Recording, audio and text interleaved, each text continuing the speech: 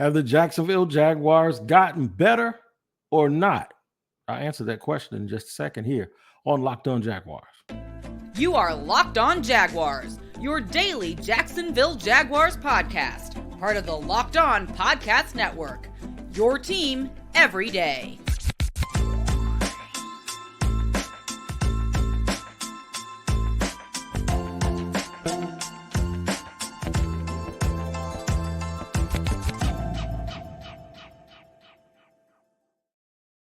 Thank you very much for joining me for another edition of Locked On Jaguars. I am the host of this daily Jacksonville Jaguars podcast, Tony Wiggins, and we thank you for joining us and making us your first listen because it's your team every day. Also, making sure that you understand that we can subscribe for free to our YouTube page at Locked On Jaguars.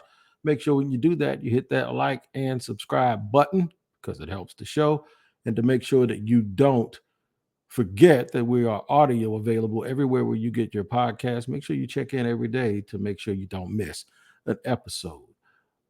This question is coming up, man, and people are talking about the Jacksonville Jaguars and wondering if they got better. So let me give you the plus and the minus of this offseason so far. They signed 5 depth guys, right, at various positions. Nobody you're going to sit here and think is going to turn this team upside down, right? Unless they're like the greatest evaluators in the world. They lost Arden Key as well as Juwan Taylor, all right? One of the best pass rushers from last season, a guy they had for 1 year, and they lost Juwan Taylor, who was absolutely their best offensive lineman last year. The Chiefs signed him to a boatload of money, and he's going to switch probably and play left tackle.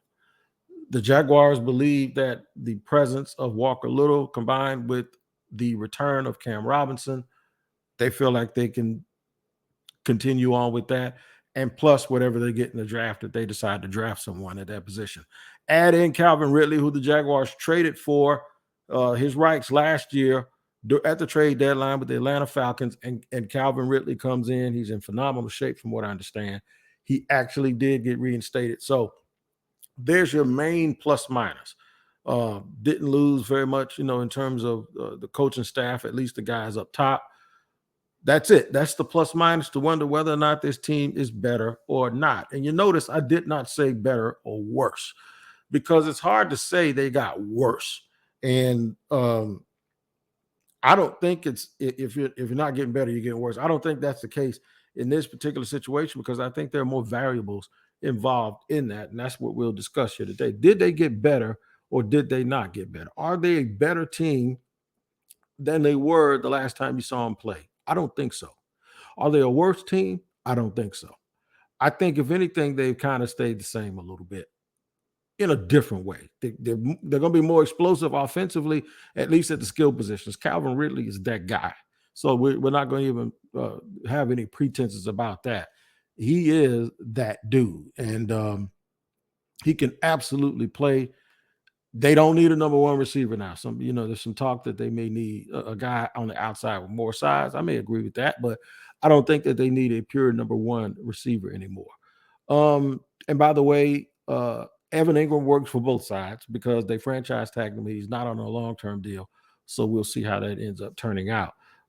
It didn't hurt him in free agency, the fact that he was locked up long-term. He wasn't locked up long-term and that he had the franchise tender because it's not that much. It's $11.5 million. It's about, $2 million more than he played for last year. But the other thing is they probably weren't going to use the money anyway.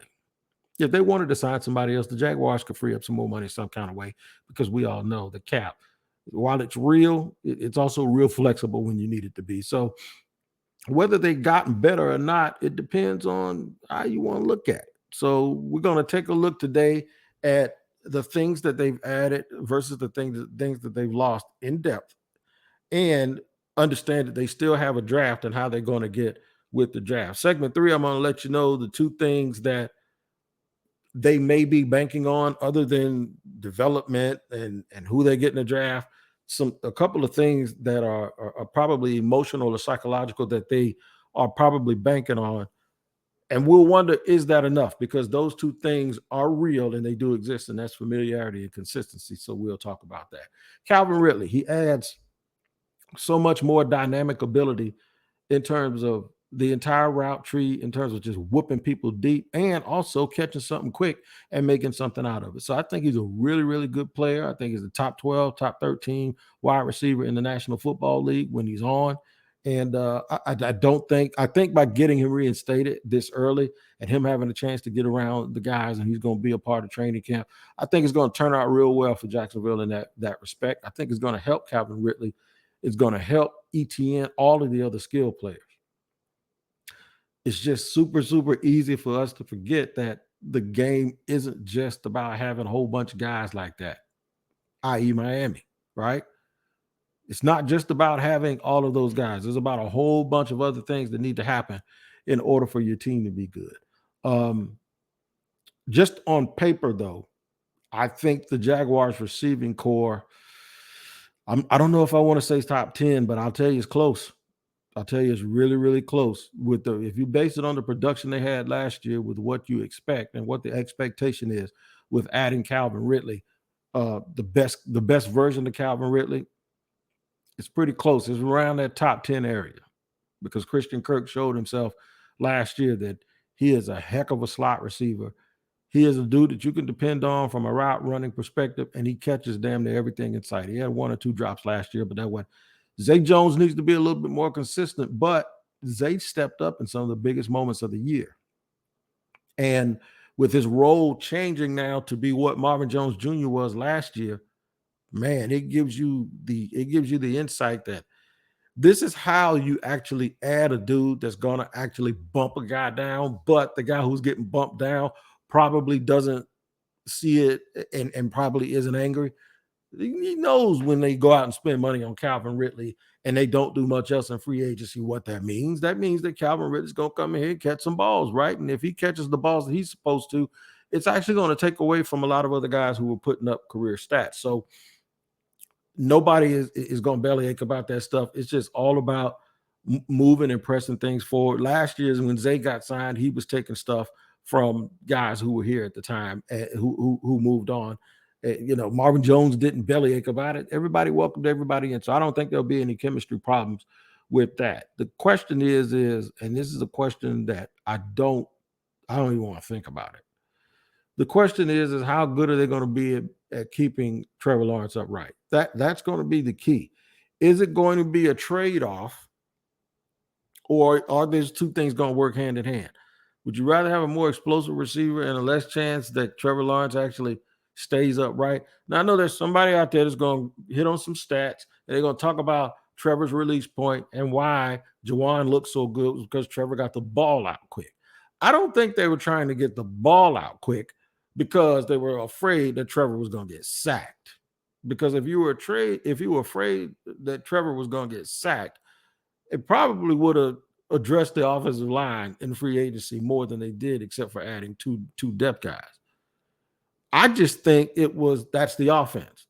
Our wide receivers are probably built better to get the ball and shake people in space and create. I think they got the ball out of their hand as an extension of the running game, where it created second and better than second and long. 2nd and 4, 2nd and 5, 2nd and 6 made it really, really manageable. You get that thing down to 2nd and 2, 3rd and 2, 3rd and 3. Those short passes with the release of the tight end, with Trevor having legs. I think that's what Doug Peterson wanted to do because his personnel dictated that was the best way to play. They still have the draft. How can the draft affect exactly what I was just discussing? How can the draft affect whether or not you determine whether they're good or better? I don't think we're going to say that they're worse because I think that's a hard thing to do at this point. But how is it going to affect whether or not they're good, they're better, or worse?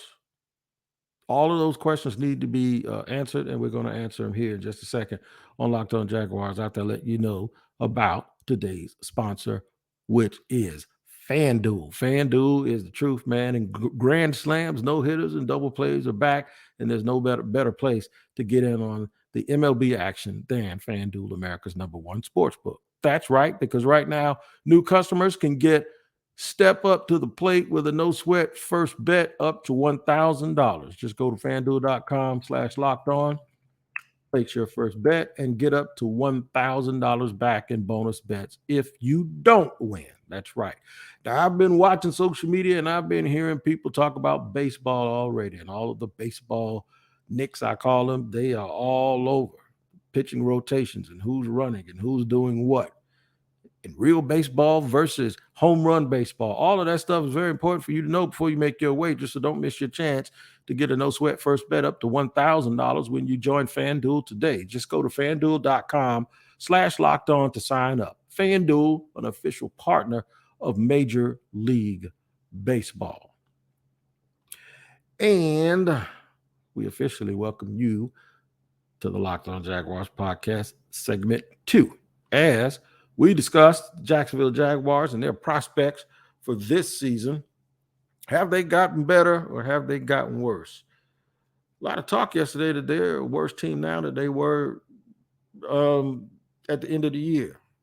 Sure, if they had to go play right now, let's see, a team at the beginning of the year versus a team at the end of the year. And I know I'm talking about semantics here. Of course, they're not better than they were at the end of the year because they were greased up and they understood who they were and their philosophy. This team has to get right with each other and get all of the chemistry and get all of the things that team had going. And plus, that team found some magic at the end of the year, and you can't discount that. That doesn't just show up just because it wants to show up. You have to develop that magic, and it comes with believing in each other and having these circumstances. And all it takes is one game to really get a team into that zone. So this team still has a draft, right? And I think when you talk about the draft, too many times at this time of the year, people look at a mock draft and they don't like it, and they believe that the draft ends at round 1. It doesn't. Just like a football season doesn't end after week 6, because if it did, the Jaguars would have been eliminated and would have been back in the top 10. They worked themselves out of that position by playing through it and going 7 and 8 down the stretch, and or 6 and 6 of 8 down the stretch, and they ended up 7, because at one point they were 2 and 7, so they went 7 and 8 down the stretch, and they got themselves into the playoffs, won a playoff game, and then played very well in a second playoff game. So I do think that we have to understand that the draft doesn't end in the first round. Look at guys like Andre Sisco, who this team picked up late. Tyson Campbell in the second round. Well, Sisco was his third round pick, but I mean, those guys are very, very important parts of this football team, and they were not picked in the first round. So after the mock draft is over, when the draft is over, make sure you stick around, because round 2 and round 3, round 4, round 5 are important. Now, it's up to Trent Baalke to make people believe that anything beyond round 3 is important, because frankly, he hasn't done very much, even with a plethora of picks 2 years ago and some last year. His picks haven't done much and haven't played out. I mean, it'd be different if they had kept Jay Tuafili, who they didn't, and now he's making plays for somebody else. I still to this day don't understand why they cut him. But look, they did. And now they're out here signing defensive. And see, that goes back to, now that I hit that, I got to stop. See, I hit a little speed bump, so now I got to stop dead in the middle of the podcast. When I talked about I'm trying to win a dynasty and I'm trying to maximize this thing, it's stuff like that. They had problems last year on the interior. They let go of a guy who they picked the year before in the 4th round. That dude turned out to be a pretty good player for somebody else. That's the kind of stuff I'm talking about. You just can't have that happen. I mean, everything doesn't have to go right. But things like picking a guy one year and then the next year you cut him, and then I said it, this is not hindsight. Anyone who listens to this every day knows, and shout out to all my everydayers. Put everydayer in the comments and let me know what your name is. And hit that like button if you're an everydayer, because I want to see that. I want everybody who's an everydayer hit that like button, okay? So the thing is though, for me, when you let go of a guy and then that is a problem area on your team later on in the year, and then you spend the next offseason wanting help at that position, all you had to do is keep that dude and use those resources somewhere else. So, yeah, that's a little bit problematic for me, but it ain't, whether or not J2 Fairley is on this team or not isn't going to stop the overall picture. But my thing is, when you do that over and over again or enough, and then you can start adding those guys up, if that ends up being 3 or 4 people at critical positions over a couple of years period, man, I'm telling you, it could be something else. It could absolutely be something else. So I do think you have to look beyond the first round for help, but you have to also understand that first round pick is super, super important. I'm telling you, the Jaguars might move back.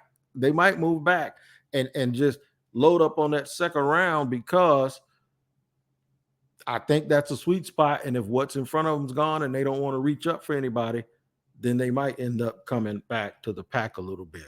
All right, so I'm going to tell you why and how being in a position of having familiarity can really, really help this football team.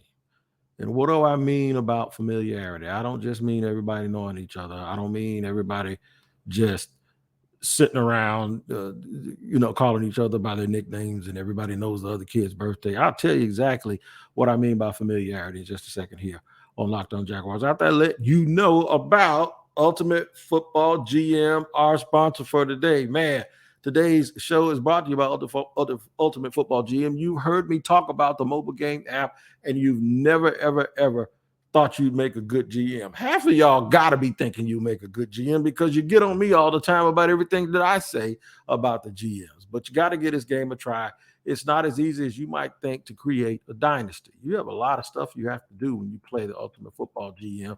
You control every aspect of the team, from ticket prices to the training room to how much money is spent on scouting, and you have to do it in order to build a historic dynasty. Now, I played it on a plane and I didn't want to stop. It seemed like every time I got into a little bit of a groove, we landed and I had to get off. But you can always pick right back up where you left off. You don't need Wi-Fi. You have the app in your phone, and you can play it in airplane mode, and you don't need Wi-Fi to do it. You got to hire the right coaches and coordinators, manage all the finances, include negotiating player salaries and terms, navigate your franchise through free agency, the draft, injuries, player personnel issues, and all the ups and downs of a season. You even have to find people and suspend people. This is what you need to do, man. Locked On Jaguars listeners get a 100% free boost to their franchise when using the promo Locked On. That's all caps in the game store. And you're going to need that free boost too. Trust me, if you try to play it without it, you're going to real quick realize and understand why you need it to get this. So make sure you get this boost. That's Locked On in all caps. So make sure you check it out today to download the game. Just visit ultimate-gm.com or look it up on the app stores. That's ultimate-gm.com, Ultimate Football GM. Start your dynasty today. And start your day every single time here with us on Locked On Jaguars, because it's your team every day. And we thank you for making us your first listener. And shout out to our everyday listeners, our everydayers here on Locked On Jaguars. Make sure you're everyday. You hit the like button and put your name down and put the word everydayer in the comments. All right. Is it going to be enough? What's the other thing the Jaguars have working for them? Familiarity and consistency. And what I mean by that, do I mean everybody just knowing everybody? No, they ain't going to win you nothing. They ain't going to get you a first down just because everybody's knowing everybody. But where it does help,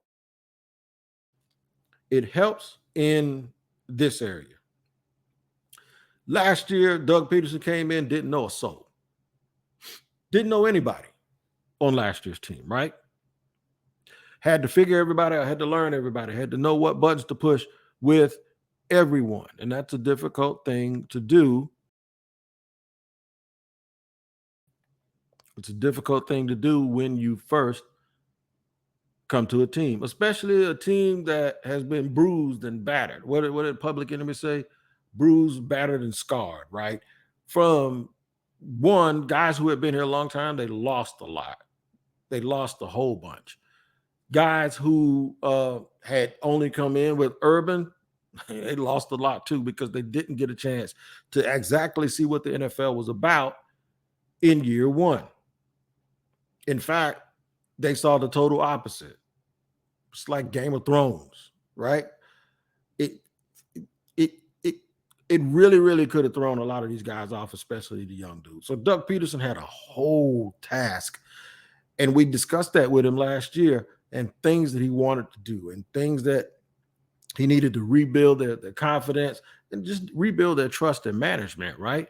Because most of these guys didn't expect their year to go like that, and coming out and having to, yeah, guys, it looked like they didn't even want to do press conferences because it felt like they were being used in order to calm the natives, the restless natives down, the guys who are the ticket buyers, the public, the fans every day. And it was a soap opera. Now, I'm not going to sit here and lie to you. I'm going to tell you the truth.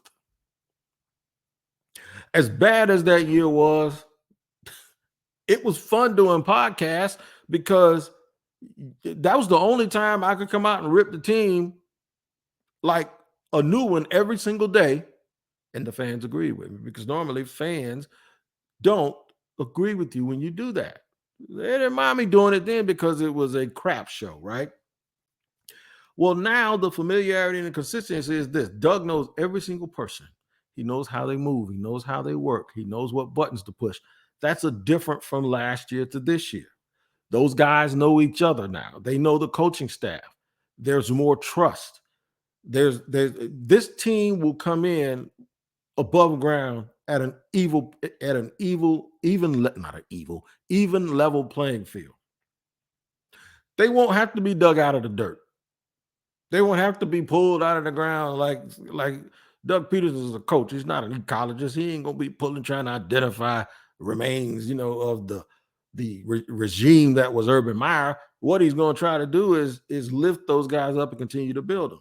Now, when you start talking about whether they're better or not at this point, I'll tell you this: since they left on their exit interviews, those guys haven't been together unless they got together like Trevor Lawrence and Calvin Ridley did and caught some passes. There aren't any organized team activities as of yet. Nobody been hanging around each other. Most of the guys don't train at the facility. I guess some of them might if they stay in town, but most of them hire personal people, and they're all over the place doing things around the country. If they've gotten better, you better hope they've been training because that's what they're supposed to do. But do you positively know that? No. And what did those individual things do for the team? Well, nothing unless you're just talking about a guy getting in shape and coming back with a little better toolbox from last year. Is the fact that they're going to start from a different place enough? That, along with adding Calvin Ridley and that with adding guys in the draft. I do not have that answer. I can take a guess, but I'd have to know this. When you ask if it's enough, which I'm the one that asked if it's enough, but I'm acting like I'm you asking if it's enough. If it's enough, what am I talking about? Enough for what? To win a Super Bowl? I don't know. I don't know. I think they should have done a little bit more. I don't know. But I'm not going to say it isn't. Is it enough to win the division? I think it is. Yes.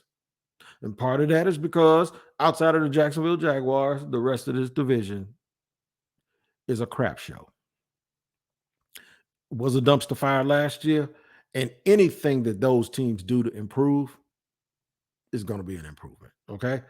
So it's going to be enough for the Jacksonville Jaguars because I think every fan around here is thinking Super Bowl. And you have the right to do it. In fact, if I was just a fan, I would think Super Bowl too, because you're supposed to be optimistic. Don't put limits on yourself. Don't put a cap on your own head. We say the salary cap ain't real. The mental cap is when you want to tell yourself that they can't win the Super Bowl. That's why I said I don't know. Have other teams improve? Yes. The Jaguars should do really well in their division next year, but they have a very, very tough schedule next year. And I don't know if they've improved enough yet. And I don't know if they have enough time and if the draft in and of itself is enough for them to improve the team to say that they'll be favored in most of the games that they play next year. I do not have confidence and can say that because they've limited themselves to retaining people and just adding other young guys to this team in the draft. We'll have to see. I am a little bit concerned. My only cause for concern is this. I don't think right now they're as good as they were at keeping Trevor Lawrence clean. and stationary. And if he wants to move, Trevor needs to be able to move out of the pocket when he feels like it, not when he has to. I don't know. And I can't tell you that, in my honest opinion, that they're better. In fact, I can tell you this, they're not better at that. That's the only thing that I think you can honestly say they're a little worse at today. But other guys have to step up. They're really dependent on player development. You can't say that that has done anything because most part they haven't been around them. They haven't been around the players. So all of the player development we want to talk about, it ain't taking place yet, and it hasn't taken place yet. So we can't claim it until it does. The only player development that is gone on right now is guys are working out on their own, trying to make sure that they're ready to go, that when it's time to come back to training camp. We don't know who they're going to pick in the draft. They've gotten a little deeper when it comes to depth guys. If you see any of the guys that they picked up already on the field in the second quarter, that's not a good thing. Those guys are here for depth, and those guys are here just in case somebody gets hurt. And basically, that's a kick the tires. Those are kick the tires sign. And let's look and see what we have behind our starters. Yet to be determined whether they're better or not. I don't think it's fair for people to say that they're worse, but I also think people that say the Jaguars have gotten better have probably jumped the gun a little bit. And they're speaking from a point of optimism as opposed to reality. Reality is this. If you want to know more about players, which you should, make Locked On NFL Scouting your second look.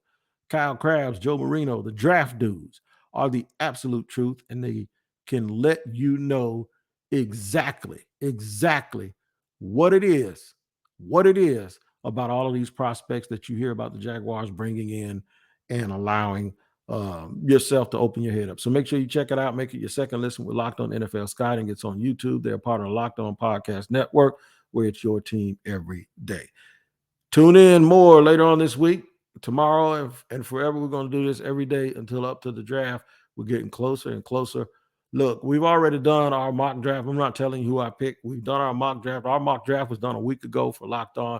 But I do want to say this. When you start hearing guys name guys who that they would take, understand that when you hear our mock draft, nope, we did it a long time ago. So I'm telling you that to tell you this. We don't copy people. What we do is come up organically, and we give it to you straight from our gut here on Locked On Jaguars. Until tomorrow, you guys take care of each other, man, and make sure you tap in on the YouTube page, like and subscribe, and also wherever you get podcasts on all platforms. Take care. We'll see you next time here on Locked On Jaguars.